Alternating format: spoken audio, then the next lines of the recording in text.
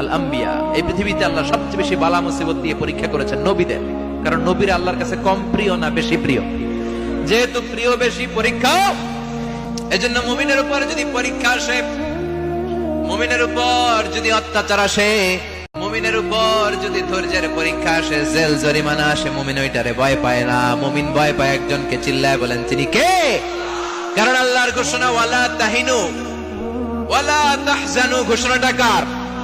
ভয় নাই, তোদের চিন্তা নাই।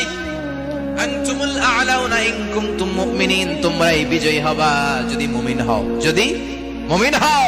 এজন্য ধৈর্যের পরীক্ষা দিতে হবে, আল্লাহর উপর তাওয়াক্কুল করতে হবে, অত্যাচার আর জুলুম আল্লাহর নামে সহ্য করে যেতে হবে। চিল্লায় বলেন ঠিক কিনা? কারণ মুসলিমের সাথে আল্লাহ থাকে। মুসলিমের বদদুয়াকে বিশ্বনবী ভয় করতে বলেছেন, কারণ মুসলিমের বদদুয়ার মাঝে আর আল্লাহর মাঝে পর্দা থাকে।